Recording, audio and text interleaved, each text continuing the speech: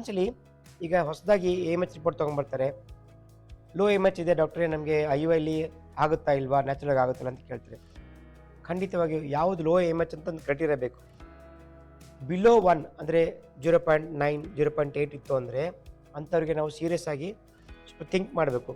ಅವಾಗಿಂದ ನಾವು ಒಂದು ಸ್ಕ್ಯಾನಿಂಗ್ ಮಾಡ್ತೀವಿ, ಟ್ರಾನ್ಸ್ವೆಜನಲ್ ಸ್ಕ್ಯಾನಿಂಗ್ ಅಂತ, TVS ಸ್ಕ್ಯಾನಿಂಗ್ ಮಾಡಿಬಿಟ್ಟು ಆ್ಯಂಟ್ರಲ್ ಫಾಲಿಕಲ್ ಕೌಂಟ್ಸ್ ಅಂದರೆ ನಂಬರ್ ಆಫ್ ಎಗ್ಸ್ ಎಷ್ಟಿದೆ ಅಂತ ಎರಡು ಕಡೆ ನೋಡ್ತೀವಿ, 2 ಓವರಿಸಲ್ಲಿ.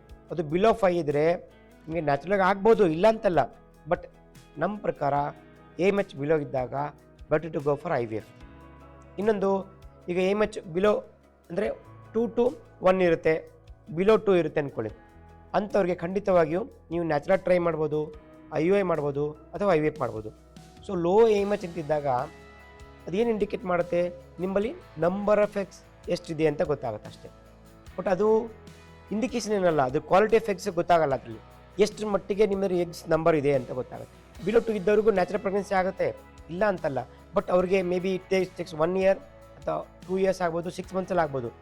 ಎಷ್ಟೊಂದ್ಸಲಿ ಪೇಷಂಟ್ಸ್ ಬಂದಾಗ ನಮಗೆ ರಿಪೋರ್ಟ್ಸ್ ತೊಗೊಂಬಂದ್ಬಿಟ್ಟು ಬೇರೆ ಡಾಕ್ಟರ್ ಹೇಳಿದ್ದಾರೆ ನಮಗೆ ಇನ್ನೂ ನಮ್ಮ ಪ್ರೆಗ್ನೆನ್ಸಿ ಆಗೋದಿಲ್ಲ, ನೀವು ಬೇರೆ ಡೋನರ್ ಎಗ್ಗೆ ಹೋಗಬೇಕು ಅಂತ. ಖಂಡಿತವಾಗಿ ಆ ಥರ ಯಾವುದೇ ಇಲ್ಲ. AMH ಬಿಲೋ 2 ಇದ್ದಾಗೂ ನಿಮಗೆ ಕನ್ಸೆಪ್ಷನ್ ನ್ಯಾಚುರಲ್ ಆಗೋಕ್ಕೆ ಚಾನ್ಸಸ್ ಇರುತ್ತೆ. ಬಟ್ ಕೆಲವೊಂದ್ಸಲಿ ನಾವು ಮಾತ್ರೆ ಕೊಡ್ತೀವಿ, ಈಸ್ಟ್ರೋಜನ್ ಕೊಡ್ತೀವಿ. ಈಗ ಹೊಸದಾಗಿ ಎಂಡೋಕ್ರಿನ್ ಇಂಜೆಕ್ಷನ್ ಕೊಟ್ಟಾಗ AMH ಮತ್ತು number of eggs antral follicle counts ಜಾಸ್ತಿ ಆಗುತ್ತೆ. ಒಂದು ಸೈಕಲ್ ಬಿಫೋರು ಒಂದು ಈಸ್ಟ್ರೋಜನ್ ಹಾರ್ಮೋನ್ಸ್ ಕೊಡ್ತೀವಿ ಮತ್ತು ಎಂಡೋಕ್ರಿನ್ ಇಂಜೆಕ್ಷನ್ಸು ಒಂದು 16 to 18 to 20 days ಒಳಗಡೆ ಕೊಡ್ತೀವಿ. ಅದರಿಂದ ಏನಾಗ್ತಂದರೆ ಆ ನಂಬರ್ ಆಫ್ ಎಗ್ಸು 3 to 5 ಇದ್ದರೆ ಒಂದು 3 to 8 ಬರುತ್ತೆ, 10 ಬಿಲೋ ಇರುತ್ತೆ ಅಟ್ಲೀಸ್ಟ್.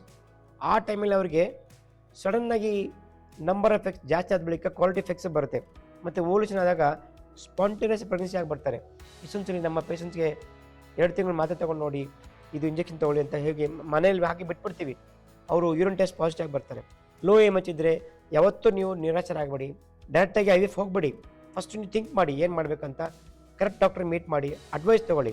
ಬಟ್ ಬಿಲೋ 1 ಇದ್ದಾಗ ಅದು ಒಂದು ರೆಡ್ ಝೋನ್ ಅಂತ ಹೇಳ್ತೀನಿ ನೋಡಿ. ಬಟ್ ಆವಾಗ ನೀವು ಆ್ಯಕ್ಷನ್ಸನ್ನು ಬೇಗ ತೊಗೋಬೇಕಾಗುತ್ತೆ. ಅಲ್ಲಿ ನಿಮಗೆ ಚಾನ್ಸಸ್ ನ್ಯಾಚುರಲಾಗಿ ಇರುತ್ತೆ, ಇಲ್ಲ ಅಂತಲ್ಲ. ಬಟ್ ಅದು ಡ್ರಾಸ್ಟಿಕ್ಕಾಗಿ ಡಿಕ್ಲೈನ್ ಆಗ್ತಾ ಇರುತ್ತಲ್ಲ AMH ಇಂದ ನಾನು ಹೇಳಿದ್ನಲ್ಲ, ಅದು ನಂಬರ್ ಆಫ್ ಎಗ್ಸ್ ಮಾತ್ರ ಹೇಳುತ್ತೆ ಹೊರತು ನಿಮಗೆ ಕ್ವಾಲಿಟಿ ಎಫೆಕ್ಟ್ಸ್ ಹೇಳೋದಿಲ್ಲ. ಕ್ವಾಲಿಟಿ ಅನ್ನೋದು ಆ 1 yearಲ್ಲಿ 12 eggs ಬಂದಾಗ ಒಂದೊಂದ್ಸಲಿ ಎಗ್ ಕ್ವಾಲಿಟಿನೂ ಬರುತ್ತೆ. ಬಟ್ ಅದು ಯಾವಾಗ ಬರುತ್ತೆ ಅವಾಗಲೂ ಸ್ಪಾಂಟೇನಿಯಸ್ ಪ್ರೆಗ್ನೆನ್ಸಿ ಆಗ್ಬೋದು ನಿಮ್ಮದು.